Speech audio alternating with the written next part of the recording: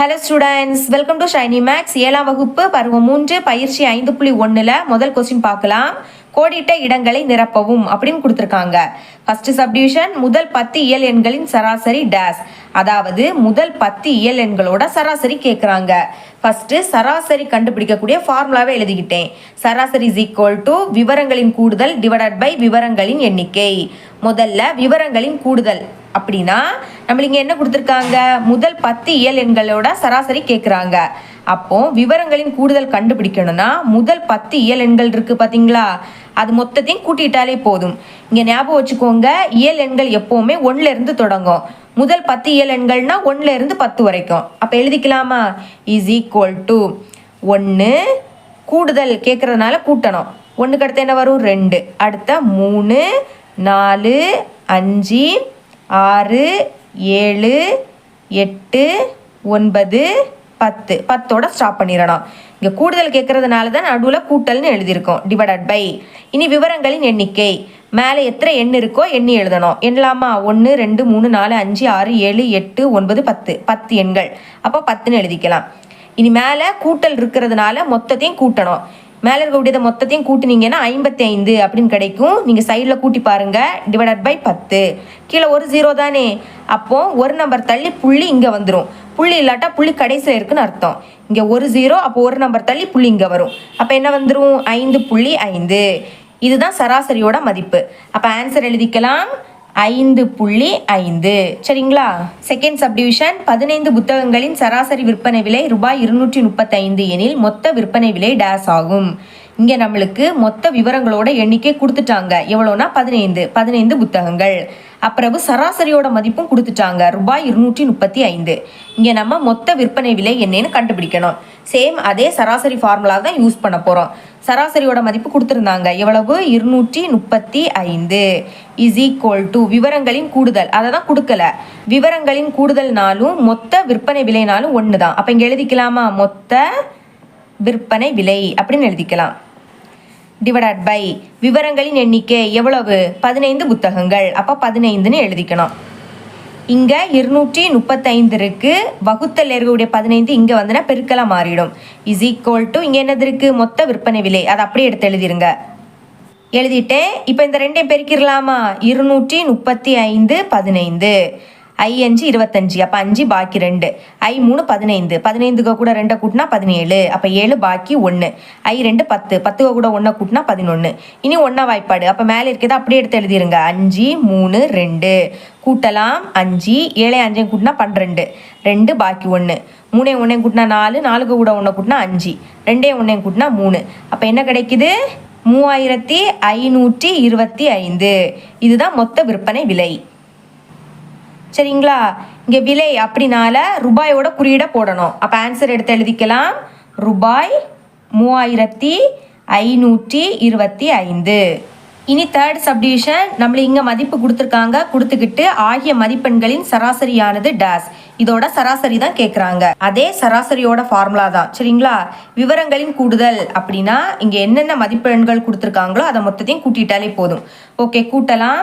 First 2 இருக்குது, அப்புறம் கூட்டல் 9 கூட்டல் 5 கூட்டல் 4 கூட்டல் 4 கூட்டல் 8 கூட்டல் 10. தந்திருக்கக்கூடிய மதிப்பு எல்லாத்தையுமே எழுதி நடுவில் கூட்டல்னு போட்டுக்கிட்டோம். ஏன்னா இங்கே கூடுதல் கொடுத்துருக்கனால நீங்கள் நடுவில் கூட்டல்னு தான் போடணும். டிவைடட் பை, இனி விவரங்களின் எண்ணிக்கை, மேலே எத்தனை எண் இருக்கோ அதை எண்ணி எழுதணும். எண்ணலாம். 1, 2, 3, 4, 5, 6, 7 எண்கள் இருக்குது. இனி மேலே இருக்கக்கூடிய எண்களை கூட்டுங்க. கூட்டுனா 42 அப்படின்னு கிடைக்கும். டிவைடருக்கு கீழே 7. இப்போ இது ரெண்டுமே 7ஆம் வாய்ப்பாடு கேன்சல் ஆகும். 1 7 7, 6 7 42. அப்போ பாக்கி என்னது இருக்கு, 6 மட்டும். இதுதான் சராசரியோட மதிப்பு. அப்போ எழுதிக்கலாம், இதோட ஆன்சர் 6. இனி ஃபோர்த்து சப்டிவிஷன், முழுக்களான -10க்கும் 10க்கும் இடையே உள்ள எண்களின் சராசரி டேஸ் ஆகும். அதாவது -10க்கும் 10க்கும் இடையே உள்ள எண்களோட சராசரி கேட்குறாங்க. ஃபர்ஸ்ட் என்ன எழுதணும், -10க்கும் 10க்கும் இடையே உள்ள எண்கள் என்னெல்லாம்னு எழுதிக்கணும். நம்ம எண்கோட்டில் எழுதுவோம் பார்த்தீங்களா, இந்த மாதிரி எண்கோடு, நடுவில் என்னது இருக்கும், 0.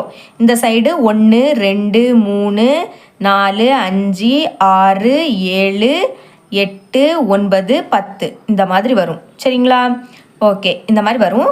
அடுத்து இங்கே வந்து மைனஸ் மதிப்பு, -1 -2 -3 -4 அப்புறம் -5 -6 -7 -8 -9 -10 இந்த பக்கம் மைனஸ் மதிப்பாக வரும். நம்மளுக்கு என்ன கேட்டிருக்காங்க? -10க்கும் 10க்கும் இடையே உள்ள எண்கள் தான் கேட்குறாங்க. அப்போ இடையில இருக்கக்கூடிய எண்ணை மட்டும் தான் எழுதணும். இந்த -10யும் எடுத்துக்க கூடாது. அப்போ -10க்கு முன்னாடி என்னது இருக்கு? -9. இங்க +10க்கு முன்னாடி என்னது இருக்கு? 9. -9ல இருந்து 9 வரைக்கும் இருக்கக்கூடிய எல்லா எண்களையும் எழுதியிருக்கேன். ஓகேங்களா? இப்போ சராசரி கண்டுபிடிக்கலாம். அதோட ஃபார்முலா எழுதியிருக்கேன். விவரங்களின் கூடுதல், அப்போ இது மொத்தத்தையும் கூட்டணும். ஓகே, எழுதிக்கிறேன் பாருங்க. -9 -8 -7 -6 -5 -4 -3 -2 அடுத்து என்னது? -1. இடந்த வேலை அதில் கீழே எழுதிக்கிறேன். இனிமேல் பாருங்க, இதெல்லாம் என்னது? ப்ளஸ் மதிப்பு. மைனஸ் இருக்கிறதுனால தான் மைனஸ் போட்டுக்கிட்டோம். இங்கே வந்து எந்த குறியீடும் இல்லாட்டா நீங்கள் என்ன எழுதணும்? ப்ளஸ்ன்னு எழுதிக்கணும். சரிங்களா?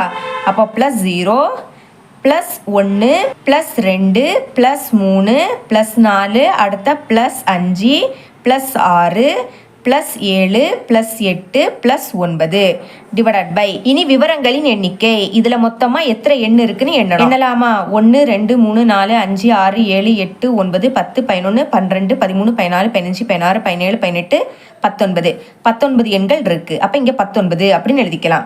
இப்ப பாருங்க, ஒரே நம்பர் வேற வேற குறியீடுனா கேன்சல் ஆயிடும். -9 +9 ஒரே நம்பர் ஆனா வேற வேற குறியீடு, அப்ப கேன்சல் பண்ணிக்கோங்க. இனி -8 +8 cancel, -7 +7 cancel, -6 +6 cancel, -5 +5 cancel, -4 +4 cancel, -3 +3 cancel, -2 +2 cancel, -1 +1 என்ன ஆயிடும்? கேன்சல் ஆயிடும். அப்போ பாக்கி என்னது இருக்கு? 0 மட்டும் இருக்கு. அப்போ 0 டிவைடருக்கு கீழே 19. எப்போவுமே டிவைடருக்கு மேலே 0 அப்படி இருந்துன்னா அது என்ன ஆயிடும்? மொத்தமாக 0 ஆயிடும். அப்போ சராசரியோட மதிப்பு என்னது? 0 எழுதிக்கலாம். சராசரி 0 ஆகும். ரெண்டாவது கொஸ்டின், 8ஆம் வகுப்பில் உள்ள 15 மாணவர்களின் வயது அப்படின்னு கொடுத்துக்கிட்டு 15 மாணவர்களோட வயதை வரிசையாக கொடுத்துருக்காங்க. எனில் அம்மாணவர்களின் சராசரி வயதை கண்டறியவும். நம்ம இப்போ சராசரி வயதை தான் கண்டுபிடிக்கணும். சேம் அதே சராசரி ஃபார்முலா தான். சரிங்களா? ஃபர்ஸ்ட் விவரங்களின் கூடுதல், அதாவது தந்திருக்கக்கூடிய எல்லா எண்களையும் கூட்டணும். முதல்ல என்னது இருக்கு? 13. அப்போ எழுதிக்கலாம் 13. அடுத்த என்ன வரும்னா 12. அதுக்கு அடுத்த 13 கூட்டல் அடுத்த 14 கூட்டல் அடுத்த 12 கூட்டல் 13 கூட்டல் அப்புறமும் என்னது?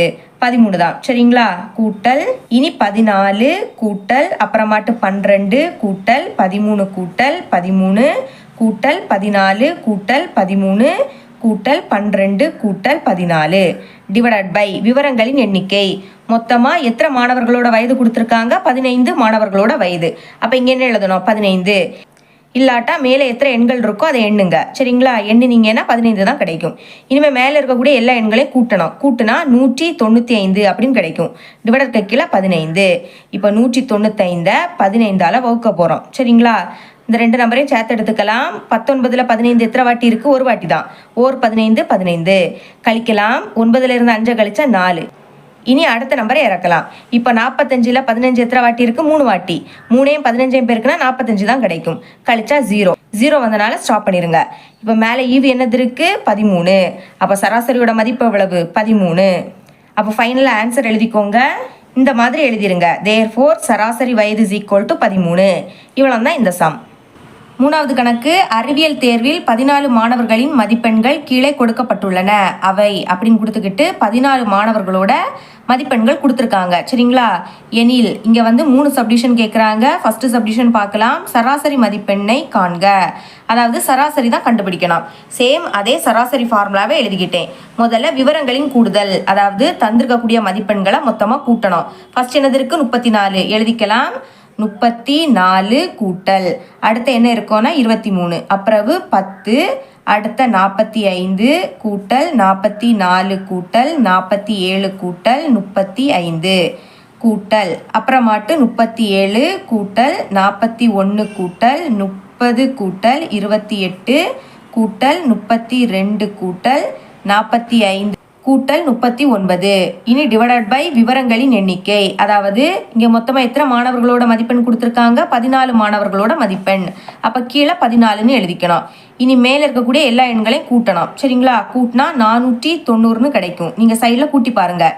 கீழே 14. இப்போ இது ரெண்டுமே ரெண்டாம் வாய்ப்பாடு கேன்சல் ஆகும். கேன்சல் பண்ணலாம். 2 4. இனி 9ல் 2 எத்தனை வாட்டி இருக்குது? 4 வாட்டி. 4 2 8. பாக்கி 1 இது 10 ஆகிடும். 10ல் 2 5 வாட்டி இருக்குது. 2 10. இனி 14ல் 2 7 வாட்டி இருக்குது. 7 2 14. இனி ஏழாம் வாய்ப்பாடு கேன்சல் ஆகும். பாருங்க 7 3 21. பாக்கி என்னது வரும்? 3 வரும். அப்போ இது இப்போ என்ன ஆகிடும்? 35. இனி 35 ஏழாம் வாய்ப்பாடு எப்போ வரும்? 5வது இடத்துல. 7 35. இனி 7 7. பாக்கி என்னது இருக்குது? 35. கீழே 1ன்னா அது எழுதாண்டா. மேலே பாக்கி என்னது இருக்குது? 35. அப்போ இதுதான் என்னது? சராசரி மதிப்பெண். அப்போ ஃபைனலாக தேர்ஃபோர் சராசரி மதிப்பெண் = 35 இந்த மாதிரி எழுதிருங்க. செகண்ட் சப்டிவிஷன் அதிகபட்ச மதிப்பெண்ணை காண்க. அதிகபட்ச மதிப்பெண் அதாவது தந்திருக்கக்கூடிய மதிப்பெண்ணில் எது பெரிய எண்ணோ அதுதான் அதிகபட்ச மதிப்பெண். பாருங்க இருக்கிறதுல பெரிய எண் 47.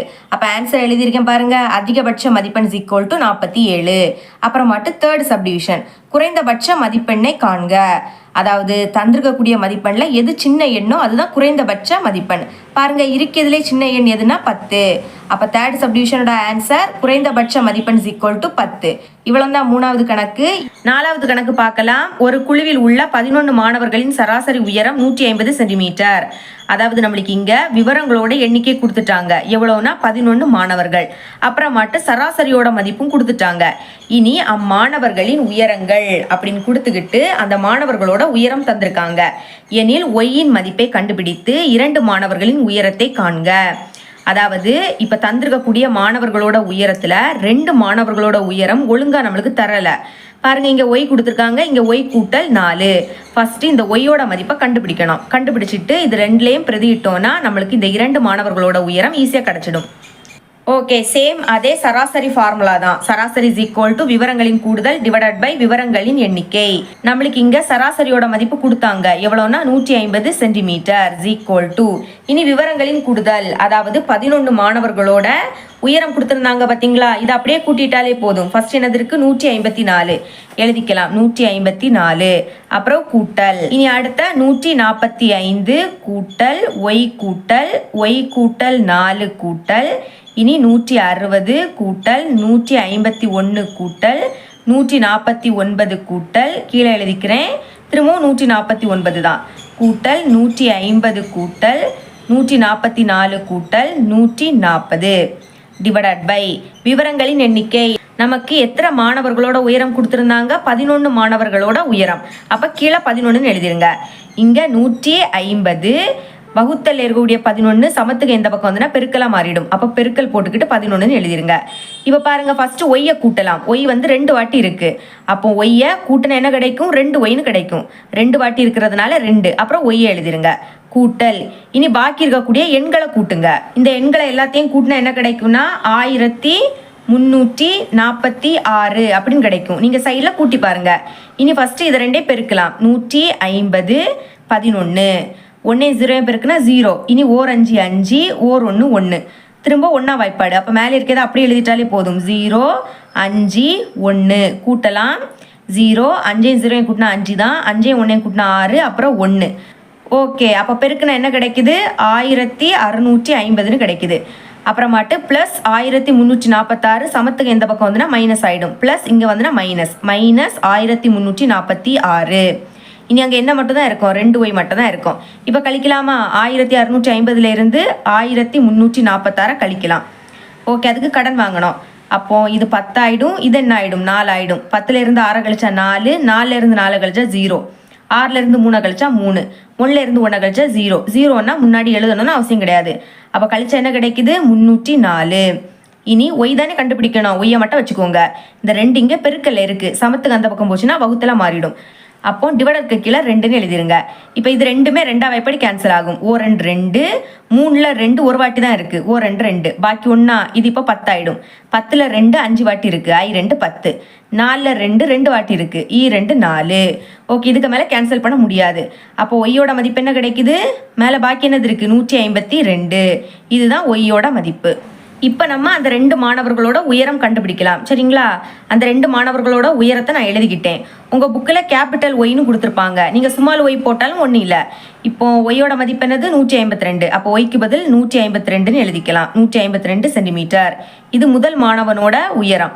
அடுத்த ஒய்யோட மதிப்பு என்னது 152 கூட்டல் 4. சரிங்களா? சென்டிமீட்டர்னு எழுதிக்கலாம். ஃபஸ்ட்டு 152 சென்டிமீட்டர் கமா 152க்கு கூட 4 கூட்டினா என்ன கிடைக்கும்? 156ன்னு கிடைக்கும். 156 சென்டிமீட்டர். இதுதான் அந்த 2 மாணவர்களோட உயரம். இவ்வளோ தான் இந்த சம். இனி 5வது கணக்கு. ஒரு கிரிக்கெட் அணி கடைசி 10 போட்டிகளில் பெற்ற ஓட்டங்களின் சராசரி 276 ஆகும். இங்கே நம்மளுக்கு சராசரியோட மதிப்பும் கொடுத்துட்டாங்க. அடுத்த விவரங்களோட எண்ணிக்கையும் கொடுத்துட்டாங்க. சரிங்களா? அந்த ஓட்டங்கள் 235, 400, 351, எக்ஸு 100, 315, 410, 165, 260 மற்றும் 284 எனில் அந்த அணி 4வது போட்டியில் பெற்ற ஓட்டங்களை கண்டுபிடி. அதாவது இங்கே 4வது என்னது இருக்கு? எக்ஸு. இந்த எக்ஸோட மதிப்பை தான் கண்டுபிடிக்கணும். சரிங்களா? இதுவும் போன சம் மாதிரி தான். ஓகே, ஃபஸ்ட்டு சராசரியோட ஃபார்முலா எழுதிக்கிட்டேன். நம்மளுக்கு இங்கே சராசரியோட மதிப்பு கொடுத்துருந்தாங்க. எவ்வளோனா 276 இஸ் ஈக்குவல் டு, இனி விவரங்களின் கூடுதல், அதாவது தந்திருக்கக்கூடிய ஓட்டங்களை மொத்தமாக கூட்டணும். ஃபர்ஸ்ட் என்னது இருக்கு? 235 எழுதிக்கலாம். 235 கூட்டல் இதுக்கு அடுத்த 400 கூட்டல் அடுத்த 351 கூட்டல் அடுத்த எக்ஸு கூட்டல் அடுத்த 100 வரும். சரிங்களா? இதுக்கு அப்புறமாட்டு 315 கூட்டல் இதுக்கு அடுத்த 410. இனி கீழே எழுதிக்கிறேன். கூட்டல் 410க்கு அடுத்த 165 கூட்டல் 260 கூட்டல் 284 டிவைடட் பை விவரங்களின் எண்ணிக்கை. மொத்தமாக எத்தனை போட்டிகள்? 10 போட்டிகள். அப்போ 10ன்னு எழுதிக்கோங்க. இல்லாட்டா மேலே எத்தனை எண்கள் இருக்கோ அதை எண்ணி எழுதிட்டாலே போதும். சரிங்களா? இப்போ இந்த பக்கம் 276ன்னு இருக்குது. வகுத்தல் இருக்கக்கூடிய 10 இங்கே வந்துன்னா பெருக்கெல்லாம் மாறிடும். அப்போ பெருக்கல் 10. ஓகே, இப்போ இதெல்லாம் கூட்டலாமா? இங்கே பாக்கி மேலே இருக்கக்கூடியது மட்டும் தான் பாக்கி இருக்கும். ஃபஸ்ட்டு எக்ஸ் வந்து ஒரு வாட்டி தான் இருக்குது. அப்போ அந்த எக்ஸை எழுதிக்கலாம். கூட்டல் இனி பாக்கி இருக்கக்கூடிய நம்பரை கூட்டுங்க. கூட்டுனா என்ன கிடைக்கும்னா 2520ன்னு கிடைக்கும். நீங்கள் சைடில் கூட்டி பாருங்க. ஓகே, இனிமேல் இதை பெருக்கலாம். ஃபஸ்ட்டு 276. இங்கே ஒரு 0 தானே, அதை அப்படியே எடுத்து எழுதிருங்க. பெருக்கிறது ரொம்பவே ஈஸி தான். ஓகே, இனிமேல் ப்ளஸ் 2520 இங்கே வந்துன்னா மைனஸ் ஆகிடும். ப்ளஸ் சமத்துக்கு எந்த பக்கம் வந்துன்னா மைனஸ் 2520. இனி அங்கே என்ன மட்டும் தான் இருக்கும்? எக்ஸ் மட்டும் தான் இருக்கும். ஏன்னா எக்ஸோட மதிப்பு தான் கண்டுபிடிக்கணும். ஓகே, 2760 இருந்து எதை கழிக்கணும்? 2520 கழிச்சிடலாம். 0லேருந்து 0 கழிச்சா 0, 6லேருந்து 2 கழிச்சா 4, 7லேருந்து 5 கழிச்சா 2, அப்புறமாட்டு 2லேருந்து 2 கழிச்சா 0. 0னா முன்னாடி எழுதணும்னு அவசியம் கிடையாது. அப்போ கழிச்சா என்ன கிடைக்குது? 240 இஸ் ஈக்குவல் டு எக்ஸு. இப்போ எக்ஸோட மதிப்பை நம்ம ஈஸியாக கண்டுபிடிச்சிட்டோம். அப்போ ஆன்சர் எழுதிக்கலாம். இந்த மாதிரி எழுதிருங்க. தேர்ஃபோர் 4வது போட்டியில் பெற்ற ஓட்டங்கள் இஸ் ஈக்குவல் டு 240. இவ்வளோ தான் இந்த சம். இனி 6வது கொஸ்டின். பின்வரும் தரவுகளின் சராசரியை காணவும். இங்கே நம்ம சராசரி தான் கண்டுபிடிக்கணும். ஆனால் இங்கே தந்திருக்கக்கூடிய எல்லாமே தசம எண்ணாக இருக்குது. சரிங்களா? ஓகே, ஃபஸ்ட்டு சராசரி கண்டுபிடிக்கக்கூடிய ஃபார்முலா எழுதிக்கிட்டேன். இப்போ விவரங்களின் கூடுதல், அதாவது தந்திருக்கக்கூடிய எல்லாத்தையும் கூட்டணும். ஃபஸ்ட்டு என்னது? 5.1 கூட்டல் அடுத்த 4.8 கூட்டல் 4.3 கூட்டல் 4.5 கூட்டல் 5.1 கூட்டல் 4.7 கூட்டல் 4.5 கூட்டல் 5.2 கூட்டல் 5.4 கூட்டல் 5.8 கூட்டல் 4.3 கூட்டல் 5.6 கூட்டல் கீழே எழுதிக்கிறேன் 5.2 கூட்டல் 5.5 டிவைடட் பை இனி விவரங்களின் எண்ணிக்கை, அதாவது மேலே எத்தனை எண் இருக்குன்னு எண்ணி எழுதிட்டாலே போதும். எண்ணலாம் 1 2 3 4 5 6 7 8 9 10 11 12 13 14 14 இருக்குது. சரிங்களா? இப்போ புள்ளிக்கு முன்னாடி இருக்கக்கூடிய எண்களை ஃபஸ்ட்டு கூட்டலாம். 1 8 கூட்டினா 9, 9க்கு கூட 3 கூட்டினா 12, 12க்கு கூட 5 கூட்டினா 17, 17க்கு கூட 1 கூட்டினா 18, 18க்கு கூட 7 கூட்டினா 25, 25க்கு கூட 5 கூட்டினா 30, 30 2 32, 32 4 36, 36க்கு கூட 8 கூட்டினா 44, 44க்கு கூட 3 கூட்டினா 47, 47க்கு கூட 6 கூட்டினா 53, 53க்கு கூட 2 கூட்டினா 55, 55க்கு கூட 5 கூட்டினா 60. அப்போ 0 அடுத்த 6 இங்கே எழுதிக்கலாம். சரிங்களா? பாக்கி 6 இங்கே எழுதிக்கலாம். இனி அடுத்து என்னது? புள்ளி. ஒரு நம்பருக்கு முன்னாடி என்னது புள்ளி, எல்லாத்துலேயும் ஒரு நம்பருக்கு முன்னாடி புள்ளி இருந்து, அப்போ நம்மளும் புள்ளி வச்சுக்கலாம். இனி 6 5 கூட்டினா 11, 11 4 15, 15 4 19, 19 4 என்ன வரும் 23, 23 5 28, 28 4 32, 32 4 36, 36 5 41, 41 5 46, 46 5 51, 51 4 55, 55க்கு கூட 5 கூட்டினா 60, 60க்கு கூட 5 கூட்டினா 65, 65க்கு கூட 5 கூட்டினா 70. அப்போ 70ன்னு எழுதிக்கலாம். டிவைடருக்கு கீழே என்னது இருக்குது 14. எப்போவுமே புள்ளிக்கு அடுத்த 0னா அந்த 0 வேண்டாம். அப்போ என்னது மட்டும் எழுதினா போதும், 70 மட்டும் எழுதிட்டாலே போதும். 70 டிவைடட் பை 14. இப்போ இந்த ரெண்டுமே 7ஆம் வாய்ப்பாடு கேன்சல் ஆகும். ஓகே, ஃபஸ்ட்டு 7 இருக்குது, ஓர் 7 7, பாக்கி இருக்கக்கூடிய 0வை அப்படியே எடுத்து எழுதிருங்க. இனி 7 2 14, அப்புறமாட்டி இது ரெண்டுமே 2ஆம் எப்படி கேன்சல் ஆகும், ஓ 2 2, ஐ 2 10. அப்போ பாக்கி என்னது இருக்குது 5 மட்டும் பாக்கி இருக்குது. சரிங்களா, அப்போ இங்கே எழுதிக்கலாம் சராசரி இஸ் ஈக்குவல் டு 5. டிவைடருக்கு கீழே 1ன்னா அது எழுதணும்னு அவசியம் கிடையாது. இதுதான் நம்மளோட ஆன்சர். 7வது கொஸ்டின், 10 மதிப்பெண்களின் கூட்டு சராசரி 22 என கண்டறியப்பட்டது. மேலும் ஒரு புதிய மதிப்பு 44ஐ அந்த மதிப்புகளுடன் சேர்த்தால் புதிய சராசரி என்னவாக இருக்கும்? அதாவது இங்கே விவரங்களோட எண்ணிக்கை கொடுத்துட்டாங்க, அப்புறம் சராசரியோட மதிப்பும் கொடுத்துருக்காங்க. சரிங்களா, அப்போ நம்ம ஃபர்ஸ்ட் என்ன கண்டுபிடிக்கணும், விவரங்களோட கூடுதல் கண்டுபிடிக்கணும். அதுதான் புதிய மதிப்பு. சரிங்களா, அதுக்கு கூட 44 கூட்டணுமா, கூட்டின பிறகு கிடைக்கக்கூடிய புதிய சராசரியை நம்ம கண்டுபிடிக்கணும். சரிங்களா, ஓகே, ஃபர்ஸ்ட் ஃபார்முலா எழுதிக்கிட்டேன். நம்மளுக்கு இங்கே சராசரியோட மதிப்பு கொடுத்துருந்தாங்க, எவ்வளோனா 22. அப்புறம் விவரங்களோட கூடுதல் கொடுக்கல, அதை இப்போதைக்கு எக்ஸ் அப்படின்னு எடுத்துக்கலாம். விவரங்களின் எண்ணிக்கை எவ்வளோ கொடுத்துருந்தாங்க 10. சரிங்களா, இப்போ 22 வகுத்தல் இருக்கக்கூடிய 10 இந்த பக்கம் வந்துன்னா பெருக்கலாக மாறிடும். அப்போ பெருக்கல் 10, அங்கே இனிமேல் எக்ஸ் மட்டும் இருக்கும். பெருக்கலாம் 22, இங்கே ஒரு 0 தானே, அதை அப்படியே எடுத்து எழுதிருங்க. Is equal to x. இப்போ புதிய மதிப்பை கண்டுபிடிச்சிட்டோம். இனி புதிய சராசரி கண்டுபிடிக்கணும். எழுதிக்கலாம் புதிய சராசரி, அதாவது புதிய மதிப்பு இதுக்கு கூட 220க்கு கூட 44 கூட்டணும். சரிங்களா, அப்போ 44 டிவைடட் பை மொத்தமாக எத்தனை எண்கள் 10 எண்கள். இப்போ இதுக்கு கூட இன்னொரு எண்களை கூட சேர்த்துட்டோம். அப்போ மொத்தமாக எத்தனை 11 எண்கள். அப்போ 11 கீழே எழுதிருங்க. இப்போ கூட்டலாமா, 220ஐயும் 44ஐயும் கூட்டலாம். 0ஐ 4ஐயும் கூட்டினா 4, 4ஐ 2ஐயும் கூட்டினா 6, அப்புறம் இந்த 2 டிவைடருக்கு கீழே 11. இப்போ 264 11ஆல் வகுக்க போகிறோம். 26ல் 11 எத்தனை வாட்டி இருக்குது, 2 வாட்டி. 2ஐயும் 11ஐயும் பெருக்குன்னா 22. கழிக்கலாம், 6லேருந்து 2 கழிச்சா 4. இனி அடுத்த நம்பரை இறக்கிக்கலாம் 4. 44ல் 11 4 வாட்டி, 4ஐயும் 11ஐயும் பெருக்குன்னா 44. கழிச்சா 0ன்னு கிடைக்கும். 0 வந்துடுச்சு. அப்போ ஈவு என்னது இருக்குது 24. இதுதான் புதிய சராசரி, எழுதிக்கலாம். ஓகே, இவ்வளோ தான் அந்த சம். இனிமே 1 மார்க் பார்க்கலாம். 8வது கொஸ்டின், டேஸ் என்பது முழு தரவின் பிரதிநிதித்துவ மதிப்பு. அதாவது ஒரு தரவோட பிரதிநிதித்துவ மதிப்பு எதுன்னு கேட்குறாங்க. என்னன்னா சராசரி. சரிங்களா, இனி 9வது கொஸ்டின், முதல் 15 இரட்டை எண்களின் சராசரி டேஸ். அதாவது ஃபர்ஸ்ட் இருக்கக்கூடிய 15 இரட்டை எண்களோட சராசரி கேட்குறாங்க.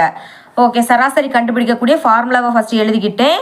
சராசரி இஸ் ஈக்குவல் டு விவரங்களின் கூடுதல் டிவைடட் பை விவரங்களின் எண்ணிக்கை இஸ் ஈக்குவல் டு விவரங்களின் கூடுதல். நம்மளுக்கு கொஸ்டின்ல என்ன கேட்குறாங்க, முதல் 15 இரட்டைப்படை எண்களோட சராசரி கேட்குறாங்க. சரிங்களா, அப்போ நீங்கள் முதல்ல இருக்கக்கூடிய 15 இரட்டைப்படை எண்களை கூட்டணும். ஓகே, ஃபர்ஸ்ட் இரட்டைப்படை எண்ணுனா 2, இதுக்கு அடுத்த 4, அப்புறவு 6 8 10 12 14 16 18 20, அப்புறவு 22 24 26 28 30. இதோட ஸ்டாப் பண்ணிடணும். ஏன்னா இதில் 15 இரட்டைப்படை எண்கள் இருக்குது. சரிங்களா, டிவைடட் பை இனி விவரங்களின் எண்ணிக்கை, மேலே எத்தனை நம்பர் இருக்கோ எண்ணி எழுதணும். மொத்தமாக எத்தனை இருக்குது 15. சரிங்களா, ஓகே, இனிமேல் மேலே இருக்கக்கூடிய எல்லா எண்களையும் கூட்டணும். கூட்டினா என்ன கிடைக்கும்னா 240ன்னு கிடைக்கும். கீழே 15. இப்போ 240 15ஆல் வகுக்க போகிறோம். ஓகே, 24ல் 15 எத்தனை வாட்டி இருக்குது, ஒரு வாட்டி தான் இருக்குது. ஓர் 15 15. கழிக்கலாமா, அதுக்கு கடன் வாங்கணும். அப்போ இது 14 ஆகிடும், இது 1 ஆகிடும். 14லேருந்து 5 கழிச்சா 9. இனி அடுத்த நம்பரை இறக்கிக்கலாம்.